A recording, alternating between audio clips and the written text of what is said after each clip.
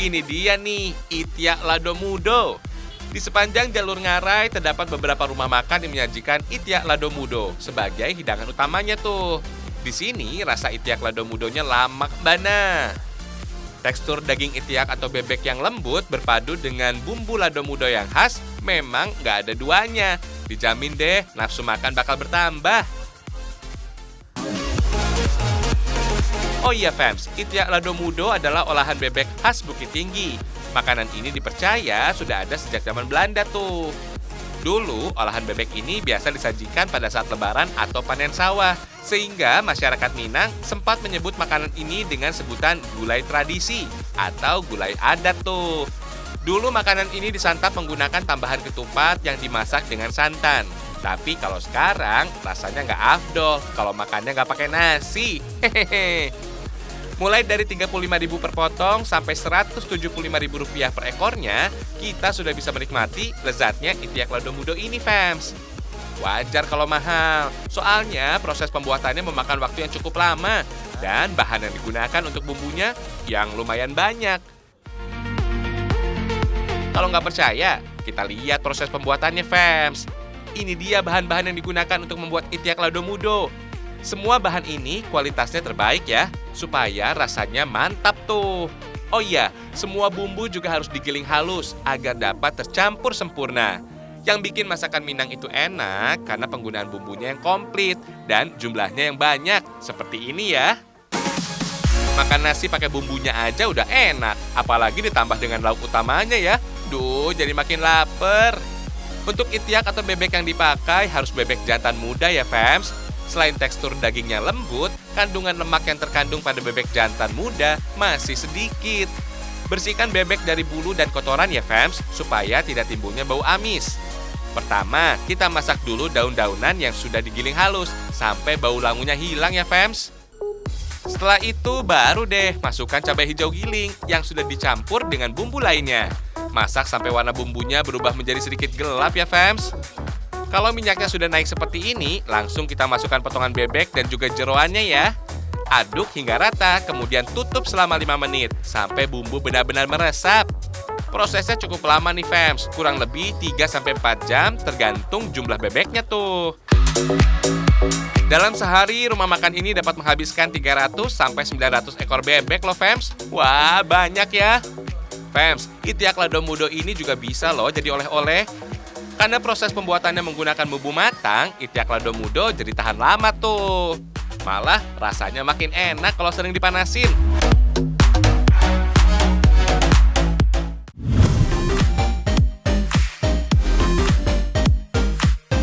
Fams, berkunjung ke Sumatera Barat nggak lengkap rasanya kalau nggak mampir ke Ngarai Sianok ya. Lokasinya nggak jauh kok dari pusat kota Bukit Tinggi. Ngarai Sianok adalah sebuah lembah curam yang dikelilingi tebing nan hijau sepanjang 15 km. Di tengah tebingnya terdapat batang sianok atau sungai dengan air yang sangat jernih. Meskipun sedang musim hujan, tapi debit air yang ada di sungai ini tetap terjaga kok. Dan kalian tetap dapat bermain manja di sana. Hihihi. Pada masa penjajahan Belanda, sungai ini disebut juga Kerbau Sanget karena banyaknya kerbau liar yang hidup bebas di sini. Tapi sekarang sih udah nggak ada kerbau yang berkeliaran bebas di sana ya fams.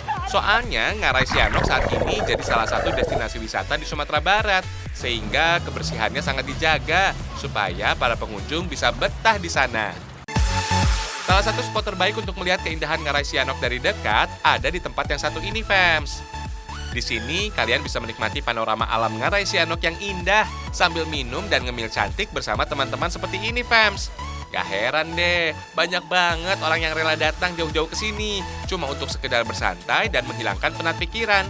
Yang perlu kalian tahu nih fams, ternyata liburan seperti ini sangat bermanfaat bagi kesehatan kita loh. Selain dapat mengurangi tingkat stres yang berlebihan, ternyata liburan dapat meningkatkan sistem imun tubuh dan panjang umur loh. Kok bisa ya? Menurut penelitian, ketika sedang liburan, seseorang akan meningkatkan aktivitas fisiknya tuh. Pada intinya, liburan itu bikin kita happy. Kalau hati dan fisik happy, pasti hal-hal positif yang bermanfaat akan terjadi. Hahaha.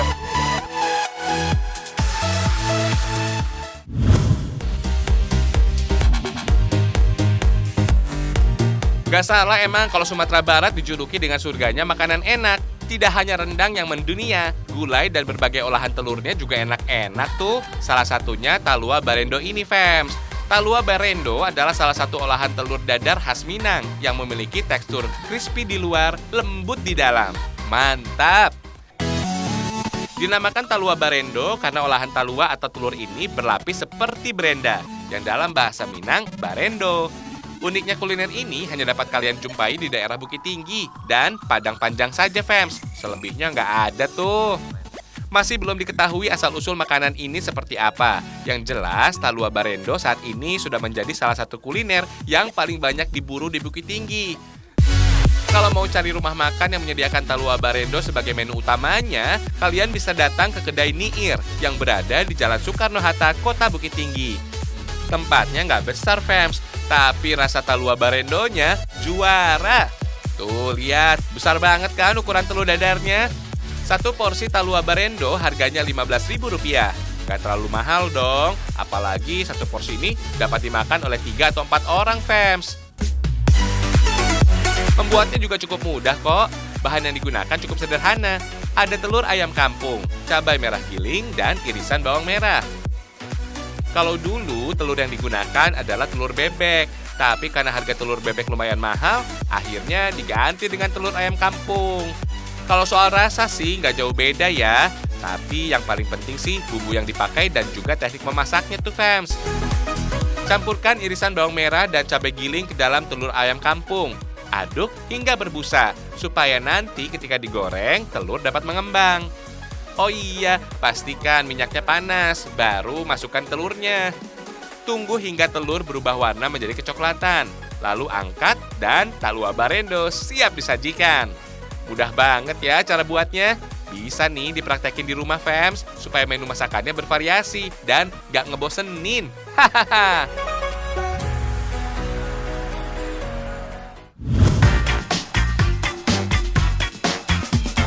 Masaknya sudah. Sekarang kita cicipi minuman telur berkhasiat khas Minangnya ya. Ini dia, teh talua.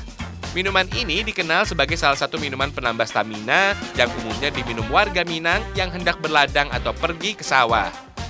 Tapi karena rasanya yang enak, akhirnya minuman ini bisa dinikmati oleh semua kalangan dan menyebar sampai ke seluruh pelosok Nusantara. Mantap! Tidak hanya menjadi menu andalan kedai pinggir jalan, teh talua juga ada loh di kafe-kafe kekinian seperti ini nih.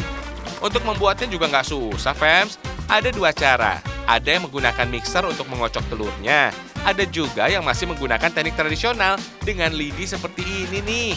Teh talua dengan teknik tradisional kedengarannya menarik ya, fams. Wajib kita coba nih. Pertama-tama kita pisahkan terlebih dahulu kuning telurnya ya, fams. Yang kita pakai untuk membuat teh talua hanya bagian kuning telurnya saja tuh. Untuk membuat teh talua, telur yang digunakan harus telur ayam kampung ya. Selain lebih berkhasiat, ternyata telur ayam kampung tidak terlalu bau amis loh. Karena masih menggunakan teknik tradisional, jadi kocoknya lumayan memakan waktu nih.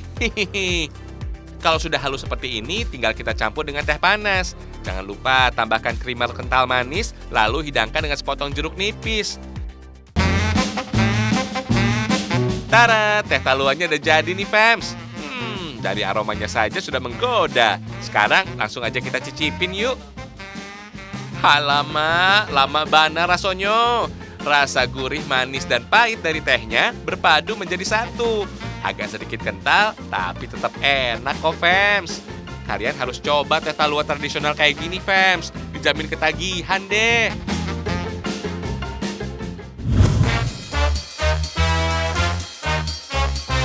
Ini salah satu bukti keanekaragaman kuliner khas dari Tanah Minahasa, Sulawesi Utara. Masyarakat Manado sih biasa memanggil kue ini dengan nama koyabu.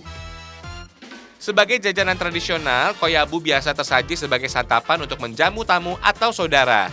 Biasanya sih, fams, para penjual koyabu di kota Manado lebih sering menjajakan kue ini di pagi hari dan harus habis disantap sebelum berganti hari. Maklum deh, koyabu adalah jenis kue basah yang gak tahan lama. Tapi kalau soal rasa, koyabu ini sungguh menggoda. Terbuat dari tepung beras ketan, koyabu punya tekstur yang lembut. Isian gula merah di dalamnya semakin melengkapi sensasi kenikmatannya, fams. Bagi masyarakat Betawi ataupun Sunda, mungkin udah akrab nih sama kue dodongkal atau awuk. Nah, koyabu ini versi ukuran imutnya, Fems. Kalau isian gula merah di dalamnya dirasa masih kurang manis, bisa kok disiram lagi pakai gula merah cairnya. Duh, endes, Fems. Hanya 3 bahan utama yang diperlukan untuk bikin kue koyabu. Tepung beras ketan, kelapa setengah tua, dan gula aren aja, Fems. Siapkan juga daun pandan wangi ukuran besar sebagai pembungkusnya nanti. Gak repot kan bahan-bahannya? Sempat terkenal dengan julukan Bumi Nyurum Lambai, wilayah Sulawesi Utara emang memiliki garis pantai yang indah, Fems. Pohon-pohon kelapa banyak tumbuh subur. Gak heran deh, banyak pula kuliner khas dari Sulawesi Utara yang memakai unsur buah kelapa sebagai campurannya. Tapi untuk membuat kue koyabu, buah kelapa yang dipakai harus disisir dulu nih, Fems. Hihihi, bukan supaya jadi tambah ganteng. Menyisir kelapa adalah istilah masyarakat lokal untuk memarut buah kelapa, Fems. Sebagian masyarakat Manado, Sulawesi Utara menyebut gula merah dengan nama gula batu. Hihihi, sebenarnya sih sama aja dengan yang ada di Jawa. Sama-sama terbuat dari nira atau air sadapan pohon aren. Irisan gula batu inilah yang akan jadi isian kue koyabunya, Fems. Kalau mau lebih manis, sebagiannya lagi bisa dicairkan untuk siramannya. Daun pandan ukuran besar jadi pembungkus kue koyabu sejak zaman dahulu. 1 lembar daun pandannya bisa menjadi 2-3 bungkusan kue koyabu. Daun pandan yang memiliki aroma kuat akan memberikan sensasi wangi yang menggugah selera. Bersihkan dari sisa kotoran yang menempel dan jangan lupa singkirkan duri-duri pandan di sekelilingnya, Fems. Tepung beras ketan biasanya dipilih untuk membentuk adonan kue dengan tekstur yang lebih lembut dan juga kenyal.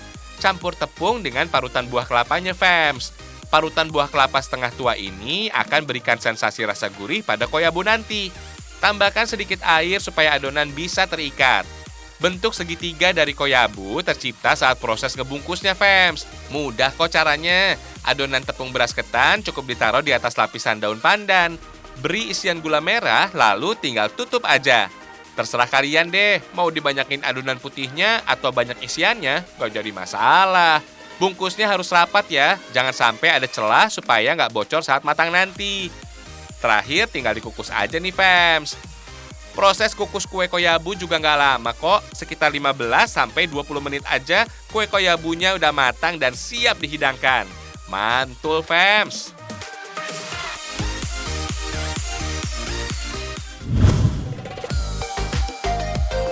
Kalau kalian lagi ke Manado dan ingin berburu aneka jajanan khas Nusantara, khususnya dari Sulawesi Utara, cocok deh datang ke sini. Lokasinya masih di sekitaran pusat kota Manado kok. Di sini, Fems, aneka jenis kue dan jajanan pasar bisa kita jumpai. Surga banget deh bagi yang suka cemil-cemil manis maupun gurih.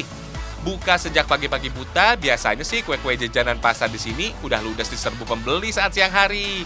Jadi jangan sampai kehabisan ya, Fems. Harganya murah-murah dan para penjualnya juga ramah-ramah. Selain koyabu, ada juga jajanan berbungkus daun yang lain di sini. Namanya lalampa. Sama kayak koyabu, lalampa juga terbuat dari beras ketan. Bedanya, koyabu terbuat dari tepungnya, kalau lalampa dari beras ketan utuh. Sajian khas dari Manado ini, Fem, sepintas emang mirip dengan lemper. Kalau biasanya lemper berisi abon sapi atau suiran daging ayam, lalampa dari Manado berisi daging ikan cakalang. Wah, spesial loh. Sensasi rasa yang ditawarkan juga jelas berbeda. Daging ikan cakalang yang lembut dan diolah dengan bumbu pedas menyatu banget, Fems, dengan nikmatnya beras ketan yang melapisinya. Ditambah aroma bakaran dari daun pisang juga menambah kenikmatan yang berbeda. Dijamin deh, makan satu terasa kurang, makan banyak bakal terasa kekenyangan. Hihihi, cobain sendiri deh lalampanya.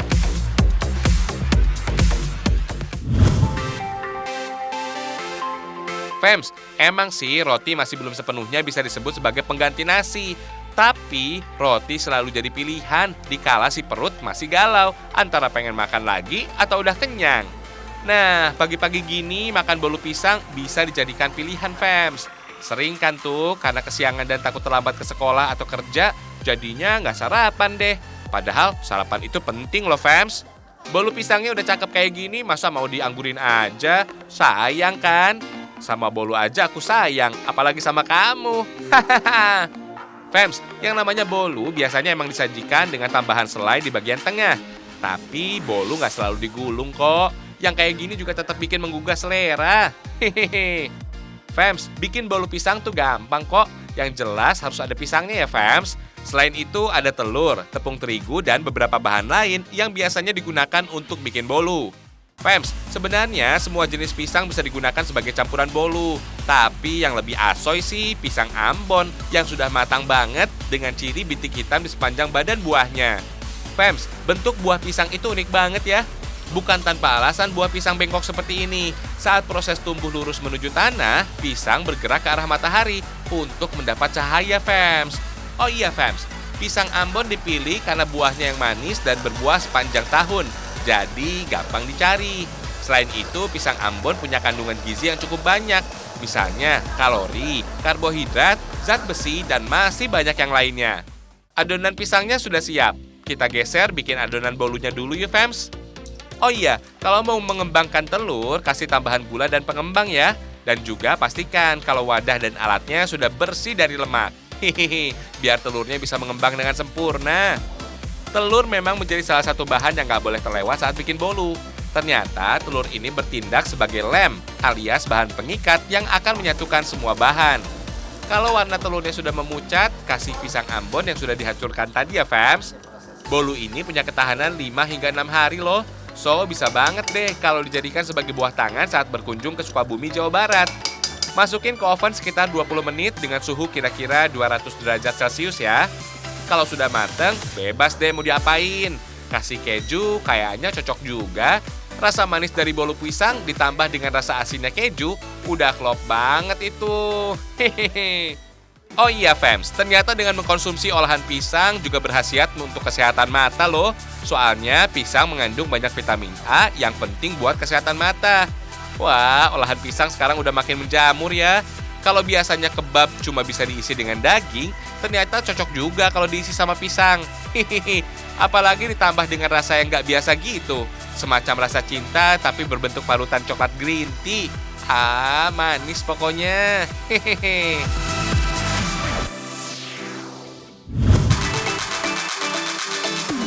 Fams, sudah pernah lihat belum tas yang terbuat dari karung goni kayak gini? Yap, satu tas ini dijual dengan harga lebih dari Rp600.000 loh. Wah, mahal juga ya. Tapi sih wajar ya kalau bagus begini.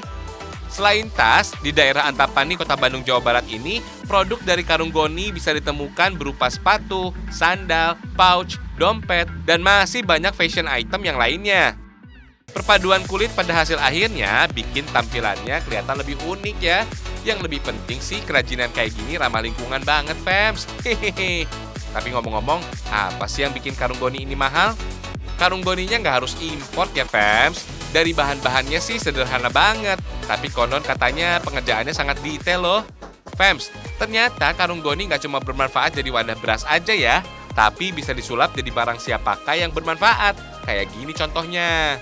Manfaat penggunaan karung goni sama aja dengan penggunaan karung plastik buat beras nih. Tapi kalau dilihat dari segi ketahanan bahan, karung goni punya bahan yang jauh lebih tebal dan kuat daripada karung plastik yang punya bahan lebih tipis serta transparan. Kain goni ini bikinnya lama loh, Fams, sekitar 3-4 bulanan. Terbuat dari batang rosella yang diolah sedemikian rupa sampai jadi kain goni kayak gini. Nah, ini nih yang sudah jadi. Tasnya berubah jadi lebih mahal. Tambahan kulit hewan ini, Fams, yang bikin tampilan karung goninya jadi lebih premium. Biar tasnya lebih kuat, harus dijahit dulu. Gak semua orang bisa menjahit dan bikin tas ini loh, Fams. Soalnya ada beberapa lapisan yang harus dijahit. Biar makin cakep, kasih furing atau lapisan bagian dalam dengan kain lurik ya. Bener banget, biar Indonesianya makin berasa gitu, Fams. Hehehe. Jahit lagi, jangan sampai ada kesalahan ya. Soalnya sayang ya kalau bahan kulit berlubang, jadi kurang indah gitu deh. Kalau bentuknya udah kayak gini, tinggal dirapiin dan dipasang talinya deh. Tada, udah jadi deh tasnya. Pembuatan tas ini memakan waktu sekitar 4-7 hari loh. Pembuatannya aja juga nggak sembarangan. Hehehe. Fams, yang namanya masyarakat negara berflower, idenya emang gak terbatas. Ragam Indonesia, satu Indonesia, berjuta kekayaannya. Gimana enggak? Kain alias karung goni nggak cuma bisa dijadikan tas aja loh, ternyata bisa dijadikan juga sandal. Bikinnya sih hampir mirip sama kayak bikin sandal yang biasanya, fams. Yang membedakan adalah kainnya aja tuh. Cantik banget, kece banget sih ini.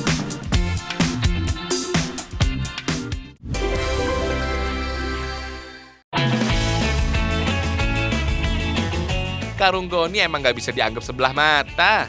Semoga kalian terinspirasi untuk bikin fashion item atau kerajinan dari bahan yang murah dan bisa jadi cuan yang melimpah ya, fams.